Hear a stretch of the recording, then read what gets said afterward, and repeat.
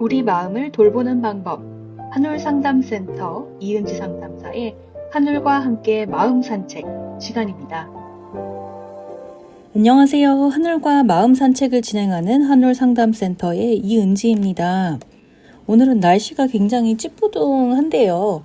항상 시카고가 봄이랑 여름이 너무 예쁜데 본격적으로 봄, 여름 오기 전에 이렇게 처지는 날들이 좀 있는 것 같습니다. 네. 오늘 제가 할 이야기가 바로 SNS 얘기예요.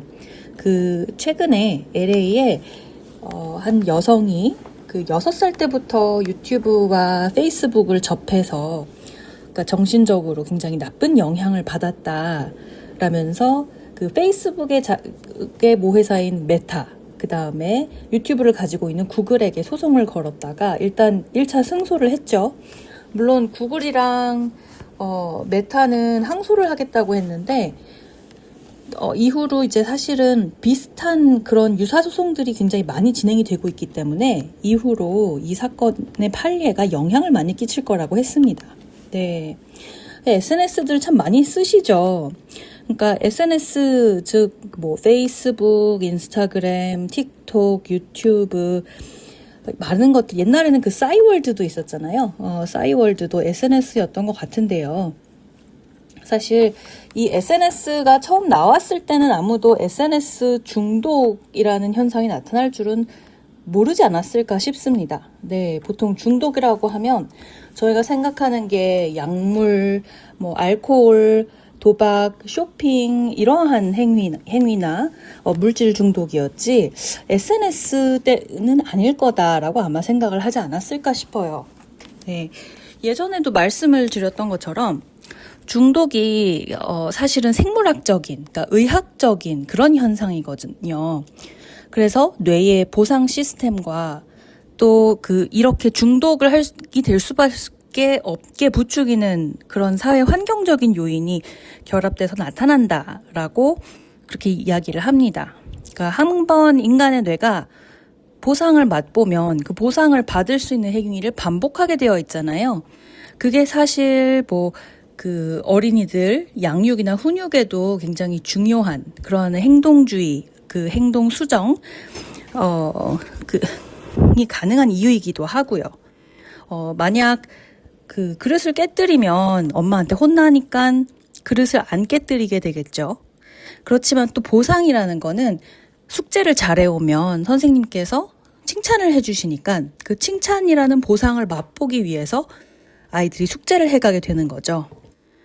사실 자연에서 뇌가 얻을 수 있는 보상이 지금 우리가 현대 문명에서 얻을 수 있는 이런 보상이 제공하는 쾌감보다 굉장히 밋밋한 편인 것 같아요.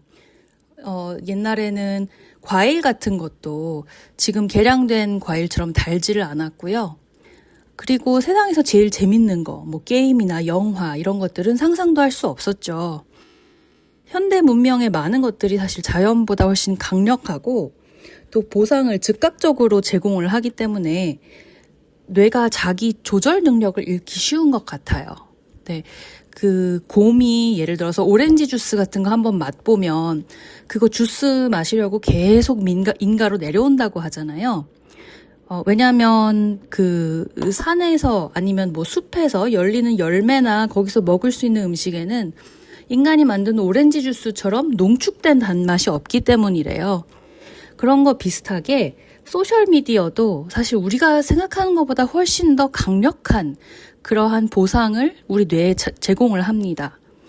굉장히 즉각적으로 기다리지 않고도 바로바로 알고리즘에 내가 좋아하는 내용이 뜨게 되어 있잖아요. 그것도 즉각적인 자극이라고 할 수가 있고요. 또 우리가 인간으로서 계속해서 타인의 사랑과 관심을 원하잖아요. 이거는 사실 인간 본능입니다. 그런데 그거를 끊임없이 확인받고 싶어하는 그러한 우리의 마음이 있어요. 소셜미디어에서 눈에 보이는 게시물 조회수나 관심이나 하트, 댓글 등이 바로 그런 본능을 자극을 시킵니다. 그래서 우리 가족들한테는 사랑해라고 말을 못하는데 내가 페이스북에 올린 게시물에 좋아요 수가 올라가는 거는 계속 보게 되는 거예요. 네. 소셜미디어 이용자의 이용 시간이 늘수록 소셜미디어나 관련 기업은 당연히 돈을 많이 벌게 되겠죠. 그래서 이번 재판이 굉장히 중요한 이유가 아동의 뇌가 얼마나 중독에 취약한가라는 거는 우리가 이미 알고 있어요. 그래서 알코올이나 약물 상담을 하실 때도 혹시 알코올이랑 약물을 몇 살에 접하기 시작했냐를 꼭 물어본다고 합니다. 왜냐하면 어렸을 때 접한 분들은요, 뇌가 훨씬 그쪽에 맞게 적응하고 변화가 돼서 조절하기가 성인의 때부터 약물을 접한 분보다 조절하기가 굉장히 어려워진다라고 합니다. 그 어린이의 뇌가 발달 중이고 또 변화를 빨리 수용하기 때문에요. 사실 어렸을 때부터 소셜미디어 사용하는 거에 너무 익숙해지게 되면 어른이 되면 더더욱 끊기가 어렵겠죠. 이게 소셜미디어 기업으로서는 사실은 어렸을 때부터 충성스러운 소비자를 양성하는 거라고 볼 수도 있어요. 네, 그래서 예전에는 SNS 사용에 대해서 부모님과 아이들 그리고 이용자 측면에서 조절하자라는 이야기가 많았지만 드디어 이러한 중독적인 그러한 경험을 계속해서 어린이들에게 제공하는 것이 잘못됐다라고 해서 기업 쪽으로 현재 제재가 들어가고 있는 것 같습니다. SNS를 이렇게 사실은 안 쓸 수 없는 사회이기 때문에 SNS 중독 증상을 보이는 청소년들이 또 이해도 가고 또 안타깝습니다. 저도 스마트폰 굉장히 많이 씁니다. 제가 얼마나 많이 쓰는지를 스크린타임 앱을 보고 좀 충격을 받았어요. 그런데 어떤 의미로 이제 너무 많은 업무를 스마트폰으로 처리하기 때문에 환경적으로 스마트폰을 안 쓸 수는 없잖아요. 어린이들도 환경적으로 SNS를 아예 안 할 수는 없습니다. 모두가 친구들이 SNS 하고 있는데 나만 안 하고 있다. 그러면 민감한 아이들로서는 소외가 되고 있다거나 불안해지겠죠.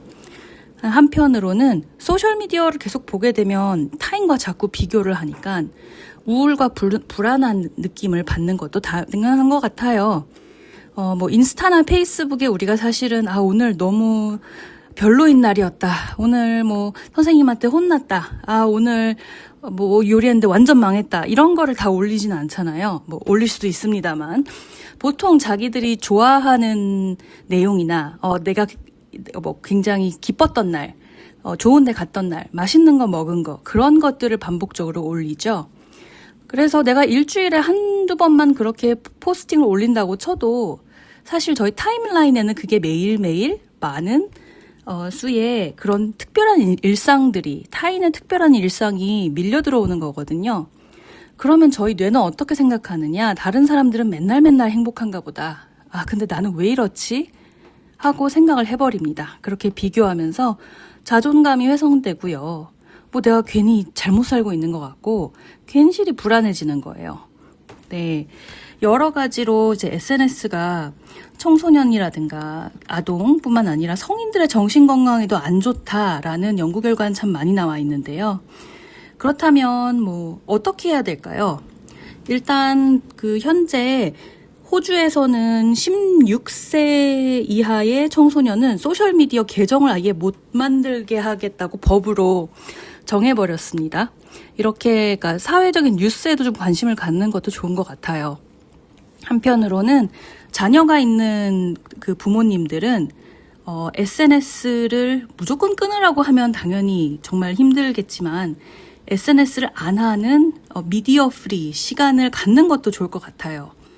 그리고 부모님이 사실 폰을 보거나 페이스북, 인스타를 계속 보면서 아이들에게 나는 일 때문에 보는 거다.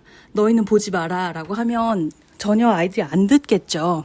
그렇기 때문에 가족 전체가 스마트폰을 안 쓰는 그러한 시간을 만드는 건 좋은 것 같아요. 그래서 환경을 이렇게 조성을 하는 겁니다, 집안에. 예를 들면 식사 시간이나 취침 시간에 가족 모두 스마트폰은 다 거실에 둔다거나 아니면 이제 핸드폰이 아니라 그냥 재래식 알람시계 있죠? 알람시계를 써서 아침에 일어나자마자 시간을 보려고 핸드폰 보면 그때부터 소셜미디어 들어가죠. 그러니까 핸드폰이 아니라 시계를 볼 수 있도록 아니면 미디어 프리 타임을 정해서요. 일주일에 한두 번 여행을 간다던가 보드게임을 한다던가 하지만 그동안에는 소셜미디어나 스마트폰, 컴퓨터 이런 거는 보지 않는 그런 시간을 갖는 것. 그렇게 소셜미디어가 나에게 주는 그 보상이요. 그 보상을 대체할 수 있는 건강한 보상을 생각해 보는 것이 좋을 것 같습니다. 그리고 물론 이게 혼자서 실행하기는 힘들 수도 있어요. 자녀나 가족이 이러한 문제로 고통을 받고 있다면 그리고 집에서 아무리 해결하려고 해도 좀 힘든 경우가 있습니다. 그러면 상담을 통해서 전문가의 지원을 받는 것도 한 방법입니다. 이거 관련해서 제가 소식을 하나 전해드리려고 해요. 그러니까 오는 4월 17일 오전 11시에 저희 한울상담센터에서 온라인으로 알파 세대, 즉 9세 미만 자녀가 있는 부모들을 위한 워크숍을 개최를 합니다. 이렇게 온라인이고요. 오전 11시에서 12시 점심시간 때 진행을 하는데요. 이때 강의하시는 분이 시카고 로욜라 대학교 사회복지학과의 교수님이자 또 아동심리 그 상담으로 오랜 인상 경험을 갖고 계신 홍라나 교수님이십니다. 여기에서 저희가 9살 미만, 그러니까 이제 젠지도 아니고요. 알파 세대 어린이들의 어떻게 양육하면 좋은가에 대해서 이야기를 하면서 교수님께서 어린 자녀의 스마트 기기 사용과 중독에 대해서도 말씀을 해주신다고 합니다. 굉장히 좋은 기회거든요. 온라인이고 또 무료이기 때문에 등록은 847-616-2030으로 연락 주시면 감사드리겠습니다. 저희 한울상담센터 혹시 그 상담을 받으시거나 아니면 상담 관련 문의가 있으시다면 언제든지 847-616-2030으로 전화 주시기 바랍니다. 오늘도 행복한 한 주 되세요. 감사합니다. 지금까지 한울상담센터의 이은지 상담사의 하늘과 함께 마음 산책 시간이었습니다. 한울상담센터에서 제공하는 심리상담이나 행사 문의는 847-616-2030으로 해주시기 바랍니다.